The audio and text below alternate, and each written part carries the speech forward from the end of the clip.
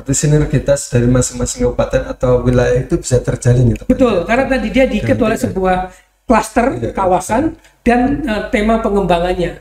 Di samping tugas apa tadi legislasi dari DPD RI, kemudian bagaimana Bapak melihat daerah perwakilan Bapak itu di Jawa Tengah seperti apa?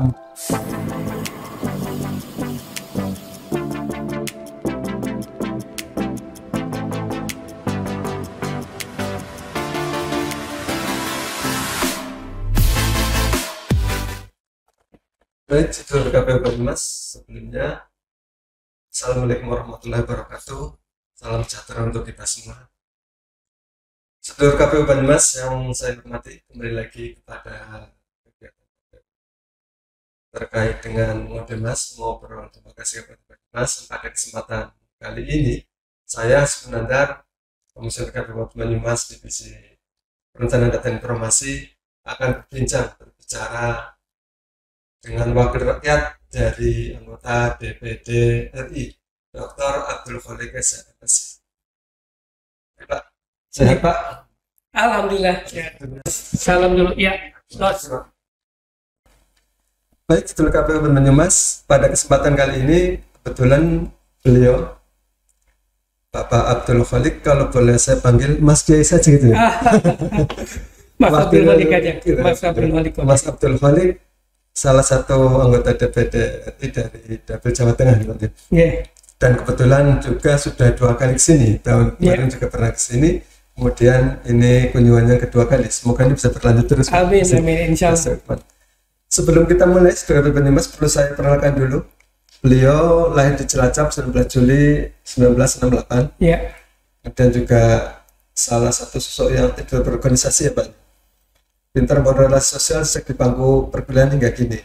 Kemudian pernah menjabat dan saat ini menjadi senator DPD RI periode 2019-2024. Dan ini juga cukup banyak perolehan suaranya ternyata Pak Abdul Khalik. Mas Abdul Khalik ini mendapatkan 1.470.065 suara. Yeah.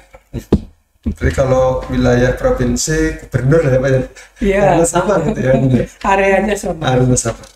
Kemudian riwayat pendidikan beliau adalah S1 Fakultas Hukum Unsud, S2 Pasca Sarjana Visip Universitas Indonesia, S3-nya Program Doktor Ilmu Hukum Unisula Semarang. Terus kemudian pekerja di organisasi sudah kita ketahui bersama bahwa beliau adalah sebuah aktivis dan juga telah banyak sekali berlanglang buana di beberapa media cetak ya Pak, tabloid. Okay. Mulai dari pertama, kemudian staf majalah media sampai staf ahli DPR, dan terakhir ini kemarin menjadi tim ahli perancang undang-undang Komite 3 DPD RI 2016-2018, yang terakhir sebelum kemudian menjadi senator DPD RI tahun 2011-2024. Baik, Sidul KPU Banyumas, karena beliau sudah hadir, tentu kita sudah mengerti bersama bahwa pada saat proses pemilu ada 3 pemilihan kemarin, yaitu yang pertama presiden dan wakil presiden, kemudian DPR RI, dan yang ketiga adalah DPD. Cuma kemungkinan Pak Abdul Khalik, DPD ini agak sedikit kurang gaung gitu dibandingkan dengan DPRD gitu, ada pencalonan, ada calon dewan gitu. Nah, ini kan tentu sebagai masyarakat masih begitu awal atau kurang paham terkait dengan DPD. Ada DPR, ada DPD.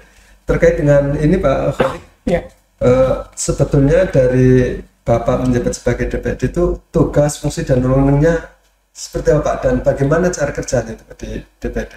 Baik, terima kasih Mas Aziz. Assalamualaikum warahmatullahi wabarakatuh seluruh sedulur KPU Banyumas. Hari ini saya merasa terhormat, merasa berbahagia bisa diundang untuk hadir di acara di KPU Ngode Mas yang ngobrol demokrasi KPU Banyumas. Betul, KPU Banyumas. Ya, ini saya kira acara yang sangat bagus dan ini kesempatan buat kami juga tadi sekaligus untuk mensosialisasikan tentang kelembagaan DPD RI. Di kesempatan awal saya tentu berterima kasih kepada seluruh sedulur Banyumas atas dukungannya kepada saya di DPD RI pada saat pemilu kemarin. Dan ini tentu menjadi amanah dan saya juga mohon doa untuk bisa melaksanakan tugas dengan baik. Nah, tentang tupoksi anggota DPD RI sebagaimana kita ketahui ada 4 orang setiap provinsi. Besar kecil itu sama, maksudnya besar kecil provinsinya Ya, betul. sama. Tidak terpengaruh jumlah penduduk dan Tidak, seterusnya. iya. Makanya kayak Jawa Tengah yang 36,3 juta, wakilnya 4. Saya itu harus mendekati 1,5. Sementara di daerah lain ada yang 50.000, bisa jadi ya, karena memang tadi provinsi sebagai basisnya sama, setiap provinsi 4 orang. Nah, anggota DPD RI sama adalah lembaga tinggi negara seperti DPR, kamarnya ada kamar DPR, kamar DPD, tetapi perbedaannya ada pada basis keterwakilan. Kalau anggota DPR itu basisnya adalah orang, dia mewakili orang. Nah, DPD itu mewakili daerah. Meskipun di dalam fungsi representasinya sama, kami juga berinteraksi dengan masyarakat, dengan warga dalam konteks konstituensi. Nah, anggota DPD juga sama, dia adalah anggota MPR, sama dengan anggota DPR. Jadi kami bertemu dengan teman-teman DPR di MPR. Nah, jadi secara formil kelembagaan kita sama. Nah, yang berbeda di mana? Tadi basis keterwakilannya. Ya, yang kedua tupoksi dan kewenangannya. Sesuai dengan keterwakilan kami daerah, maka memang lingkup tugas kewenangan kami utamanya berkaitan dengan otonomi daerah. Berkaitan dengan hubungan pusat pemerintah daerah, pusat pemerintah pusat dengan pemerintah daerah. Berkaitan dengan pembentukan daerah.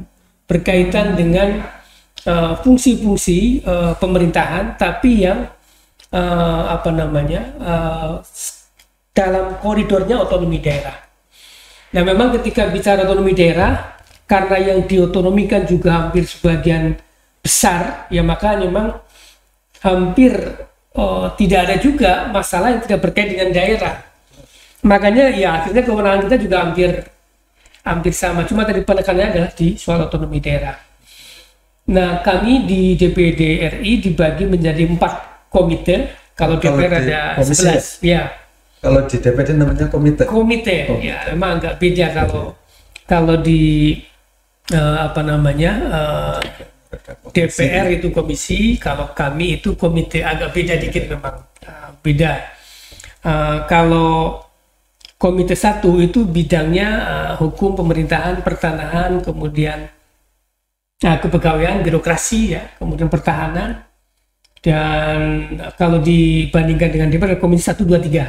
Oh, jadi satu komite di DPR itu 3 komisi. Nah, yang kedua komisi 2 atau komite 2 kami itu adalah bidangnya sumber daya, kemudian BUMN, kemudian juga soal UKM. Nah, jadi kalau di DPR dia adalah komisi 4, komisi 5, 6, dan 7. Nah, komite 3 kami itu kesra. Kesra itu kalau DPR komisi 8, komisi 9, komisi 10. Nah, kemudian komite 4 itu sama dengan komisi 11 DPR soal keuangan. Tapi kembali konteksnya DPD lebih kepada keuangan, pun berkait keuangan daerah, perimbangan daerah, dan segala macam. Itu fokus kelembagaan DPD RI. Baik, terkait yang tadi ada komite, kalau Mas Abdul ini di komite Istilahnya komite 1. Komite 1. Komite 1. Yang lebih banyak tadi itu. Ya, 1, 2, 3 ada komite 1. Tetapi ada juga perbedaan yang cukup signifikan dengan teman-teman DPR. Kalau di Jawa Tengah ini, teman-teman DPR kan dia hanya 1-2 kabupaten. Nah, kami itu 1 provinsi, sehingga memang lingkup pergerakan juga kegiatannya kami agak jauh lebih makro melihat Jawa Tengah. Nah, yang berikutnya kami itu bisa bertindak atas nama masing-masing sebagai anggota DPD atau senator dalam konteks administrasi. Jadi kalau kami mau kunker, mau kunjungan, kami yang bersurat adalah kami sendiri.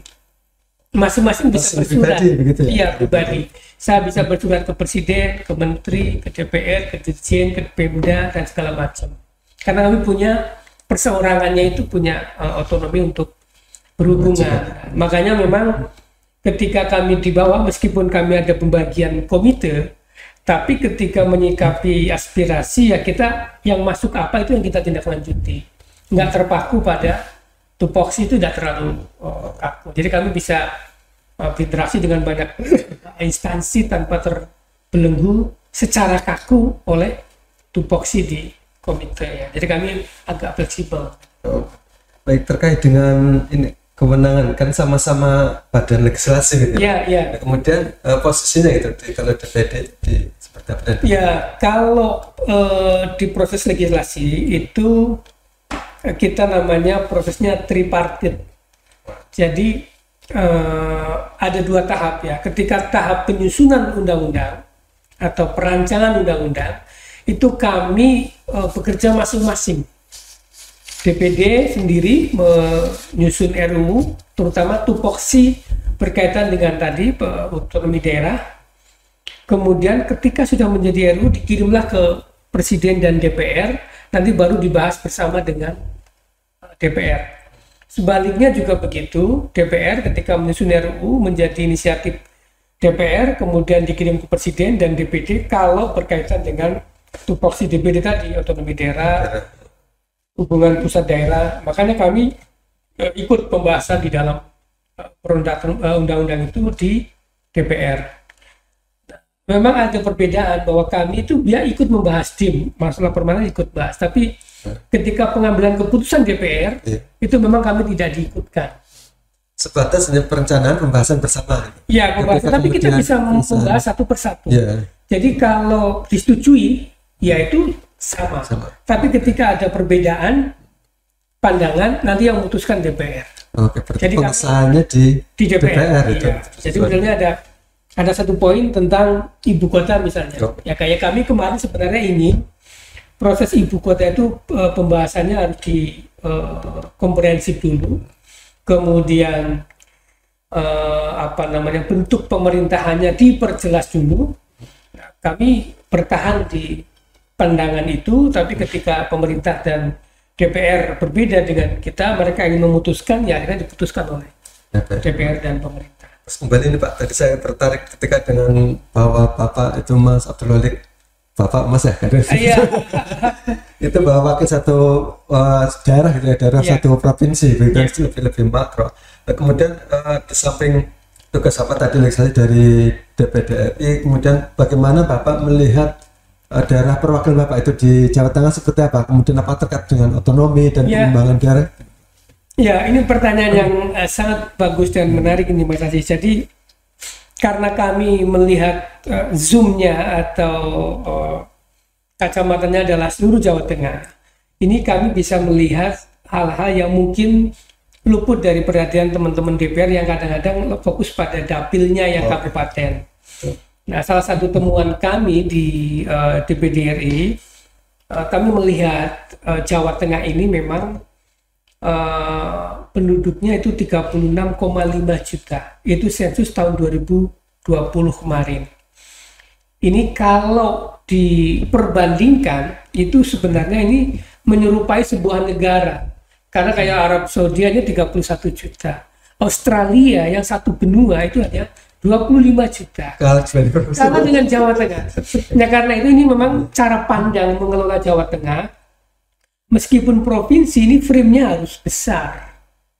Nah, untuk bisa menjangkau seluruh daerah. Nah, di simulasi yang kami lakukan pengawasan 2 tahun ini, kami menemukan bahwa perlu ada poros ekonomi yang menyeimbangkan kawasan di seluruh Jawa Tengah ini. Sekarang ini memang agak lebih fokus ke utara. Nah, ini ada resikonya. Tadi pertama ada ketidakseimbangan, yang kedua juga ada problem ekologis di utara yang agak lebih berat situasinya. Nah, karena itu kalau diseimbangkan maka ada beban yang bisa di-sharing. Selain akan mengakselerasi pertumbuhan ekonomi. Skema kami itu Jateng sebaiknya dibagi menjadi 3 poros ekonomi. poros utara di Semarang untuk Pantura, kemudian poros selatan ini untuk Jawa Tengah Selatan atau Jasela, itu porosnya di Purwokerto tapi mencakup 2 karsidenan, Kedu dan Banyumas. Ke timur dua ini. Nah, poros ketiga, poros Solo, itu nanti menggabungkan seluruh kawasan Solo dan sekitarnya sampai ke Boyolali. Dengan skema ini, pertama ada keseimbangan pembagian jumlah penduduknya, sehingga kisarannya itu nanti ya cukup berimbang. Ada yang mendekati 15, kemudian ada yang 10, ada yang mendekati 10. Jadi agak berimbang lah, tidak total 30 itu. Nah, yang berikutnya ada kesamaan karakteristik daerah yang bisa diintegrasikan dan dikolaborasikan. Misalnya kalau Pantura jelas dia memang kawasan industri manufaktur, kawasan megapolitan juga, tapi basisnya adalah pantai Pantura. Nah, sementara selatan ini kawasannya adalah kawasan agro, lebih banyak pertanian, tapi punya keunggulan pariwisata. Jadi kalau Jasela, Jateng Selatan itu Banyumas dan Kedu, maka nanti akan punya Borobudur, akan punya Dieng, akan punya Baturaden, akan punya pantai selatan Jawa. Solo juga begitu, dia akan punya kawasan mulai dari Solo dengan industrinya, penunjang oleh Sukoharjo, Wonogiri, Klaten. Klaten kan kuat sekali dengan pertaniannya, beras Klaten sangat bagus ya, beras Delanggu itu dikuat oleh Boyolali dan sekitarnya, sehingga terjadi konektivitas, kemudian ada kolaborasi dan integrasi kawasan. Dengan skema 3 ini tadi ada keseimbangan yang juga berpeluang untuk memfokuskan penanganan masalah. Misalnya masalah kemiskinan itu agak banyak di selatan kalau di skema 3 zona itu. Jadi fokusnya nanti stressingnya bisa lebih bagus. Gitu. Oke. Berarti kalau secara tidak langsung ada pembagian itu ya, pembagian untuk kemajuan cuma menopang bareng, tidak kemudian terpusat di satu titik itu. Iya. Dari tadi 3 untuk bahasanya zona itu tadi ya, kemudian ada tripartit dan ini ada tiga yang lain lagi. Iya, sama ini rupanya nih. Terus kemudian gini Pak, terkait dengan sekarang karena Bapak sudah paling tidak sudah memetakan, kemudian ada pandangan Jawa Tengah seperti ini. Iya. Kemudian supaya itu DPD atau Bapak sendiri misalnya bisa masuk ke situ, bisa mewarnai gitu Pak. Itu di bagian mana Pak, supaya mungkin ini bagus, idenya bagus, kemudian sudah secara analisa dan juga ini memungkinkan untuk kedepannya lebih berkembang. Iya, pertama sekali lagi dengan skema itu, ini simulasi kita berbasis data. Saya itu hampir 6 kali datang ke BPS dengan sekian banyak pertanyaan dan simulasi, ketemulah dengan 3 zona itu. Jadi kesimpulan sementaranya adalah Jateng akan lebih efektif dan lebih akseleratif kalau zonanya dibuat tadi 3 poros. Nah, yang berikutnya kami juga melihat ada perlu dilakukan penyederhanaan musrembang, karena musrembang saat ini itu basisnya ada zona administratif, Barimas Cakep sendiri, Kedu sendiri, Petalong sendiri, kemudian Semarangan sendiri, daerah Balong sana, Rembang Balong sendiri sama Blora, kemudian kawasan. Nah, selain membutuhkan waktu yang jauh lebih panjang karena prosesnya ada 8 zona itu juga tadi ternyata tanpa disadari itu menimbulkan diskonektivitas. Misalnya kayak di Jateng Selatan. Ketika kita bicara poros Jateng Selatan Purwokerto yang aksesnya nanti misalnya dari bandara dan menyambungkan Borobudur, Dieng dan Baturaden dan Pantai Selatan, ini harus mengkolaborasikan 2 karsidenan. Nah, jadi sebenarnya musrembangnya juga pertimbangan kami itu lebih efektif kalau dibuat hanya 3 zona, tapi dengan tema yang mengintegrasikan kawasan ini, sehingga nanti daerah di situ akan saling berkolaborasi. Ini nanti kami akan sarankan kepada pemerintah daerah dengan berbagai data penunjang dan juga analisanya. berarti sinergitas dari masing-masing kabupaten atau wilayah itu bisa terjalin gitu Pak? Betul, karena tadi dia diikat oleh sebuah klaster kawasan dan tema pengembangannya. Nah tadi selatan agropolitan, utara adalah megapolitan, di timur adalah juga sama mega plus antara mega dan agronya dikolaborasikan. Oke begitu.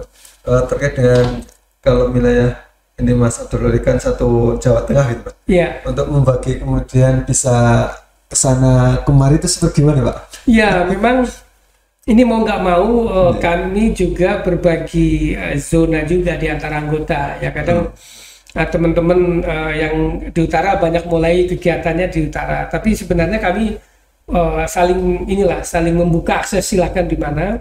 Yang penting kita bagaimana kelembagaan DPD ini bisa juga membantu masyarakat sesuai dengan tupoksi kami untuk tadi ada aspirasi berkaitan dengan terutama isu-isu otonomi daerah, kemudian pemberdayaan masyarakat, berbagai sektor ya, termasuk pertanian dan juga kebijakan. Tadi kebijakan sangat kita dorong berbasis kajian yang rekomendasinya mudah-mudahan bisa diterapkan di Jawa Tengah. Begini mungkin terkait dengan tadi karena ada 4 wakil gitu Pak. Ya. Kemudian ide-ide ini atau mungkin dari beberapa anggota DPD yang lain selain Bapak itu untuk komunikasi kemudian membahas seperti ini, apakah kemudian masing-masing mewakili Jawa Tengah dengan zona dan potensi atau seperti apa itu? Tidak, ya begitu kita tupoksi kami secara kelembagaan, kami tetap mewakili Jawa Tengah. Makanya kami juga punya mekanisme di internal kami untuk berempat bisa menyikapi persoalan perspektif Jawa Tengah. Jadi ada mekanisme juga yang pastinya provinsi.